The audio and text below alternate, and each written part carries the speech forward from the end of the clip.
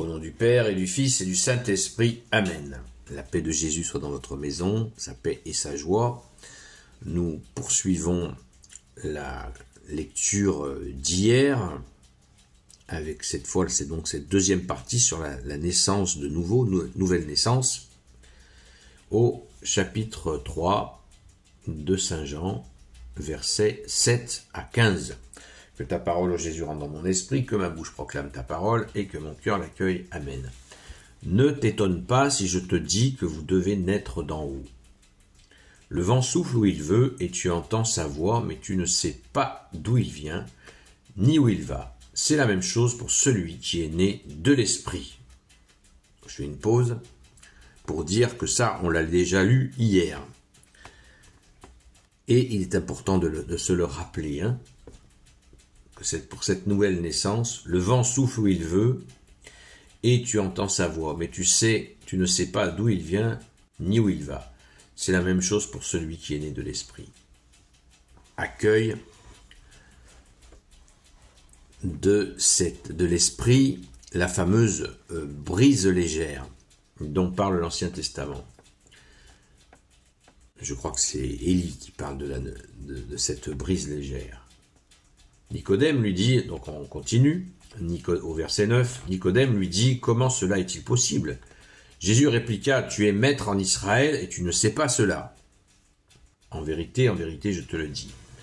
Nous savons ce que nous disons et nous sommes témoins parce que nous avons vu, mais vous ne recevez pas notre témoignage. Si vous ne croyez pas quand je vous parle des choses de la terre, comment croirez-vous lorsque je parlerai des choses du ciel? Mais personne n'est monté au ciel si ce n'est le Fils de l'homme qui lui est descendu du ciel. Rappelez-vous le serpent que Moïse a fait lever dans le désert. Il faut que le Fils de l'homme soit élevé de la même manière, et alors quiconque croira en lui aura la vie éternelle. Donc on est là, Jésus passe d'avoir expliqué la nouvelle naissance à sa position de sauveur du monde, du seul rédempteur qui est descendu du ciel. Donc Jésus passe un cran au-dessus pour amener Nicodème à la compréhension de qui il a en face de lui, c'est-à-dire le Fils de Dieu, le Fils unique de Dieu, bien-aimé Jésus. Alléluia. C'est chaud pour Nicodème d'intégrer tout ça.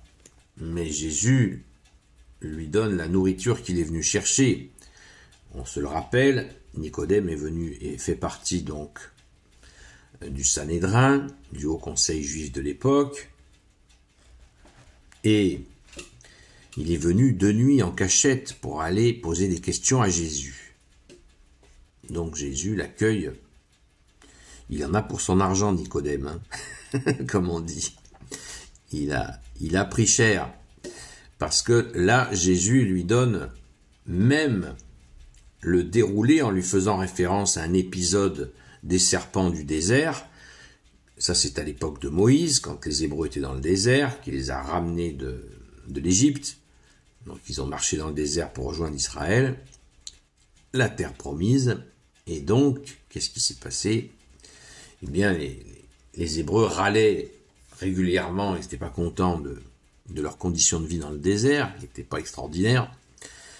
Et c'était très difficile pour Moïse. Et pour manifester l'autorité de Moïse, eh bien, le Père a donné des épreuves.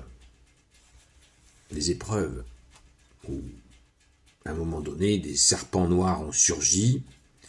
Et quand ils mordaient les Hébreux, ils mouraient. Et le Père a dit à Moïse de faire élever, donc les Hébreux se sont repentis. Moïse a fait élever un serpent sur un mât, et quand les Hébreux le regardaient, ils étaient guéris. Voilà comment ça s'est passé. Et Jésus est en train d'expliquer, pourquoi je vous dis ça? Pour vous expliquer ce que Jésus est en train de dire à Nicodème. De la même manière, rappelez-vous le serpent que Moïse a fait élever dans le désert, il faut que le Fils de l'homme soit élevé de la même manière. Pourquoi? Et alors quiconque croira en lui aura la vie éternelle. Amen. Merci Jésus. Cette fameuse vie éternelle. Merci Jésus. Donc, Nicodème est en train de s'ouvrir à ce qui va se passer avec Jésus, et il va être très au fait de cela, puisque il va être au courant avec le papa de Sainte Marie-Madeleine, Joseph d'Arimathie, du projet, puisqu'il fait partie de ce conseil juif, qui a comploté pour assassiner Jésus. Il était présent à cela, puisque faisant partie du conseil, et il s'y est opposé. Donc vous voyez, Jésus là anticipe ce qui va se passer avec Nicodème. Donc il a été prévenu par Jésus lui-même, Nicodème, très longtemps avant la crucifixion.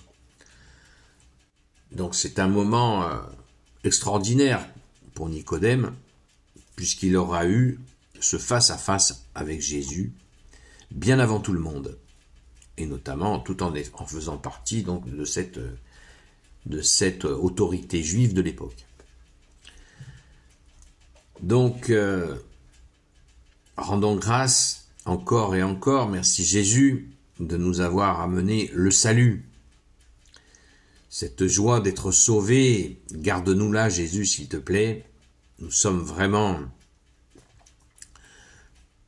je ne sais pas vous, mais on n'imagine pas la grâce que nous avons, nous, pécheurs, de connaître le Rédempteur Jésus.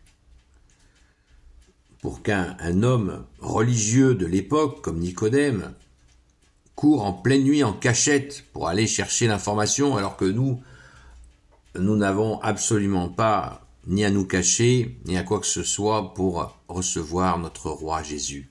Amen. Rendons grâce, les amis. Gloire soit au Père et au Fils et au Saint-Esprit, maintenant et toujours et pour l'éternité. Amen.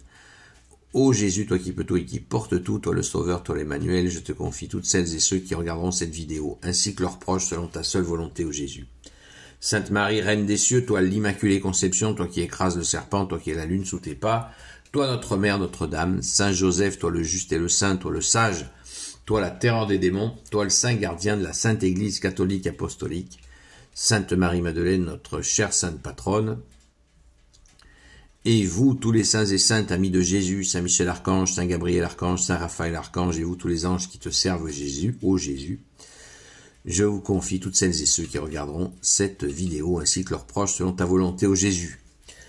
La paix de Jésus soit dans votre maison. Je vous dis à ce soir sur la chaîne Seul Jésus Sauve, de 20h à 22h. D'ici là, en union de prière, nous avons surtout prions pour la France. Prions sans cesse pour la France. Seul toi, Jésus, peut sauver, sortir la France des ténèbres. À très vite.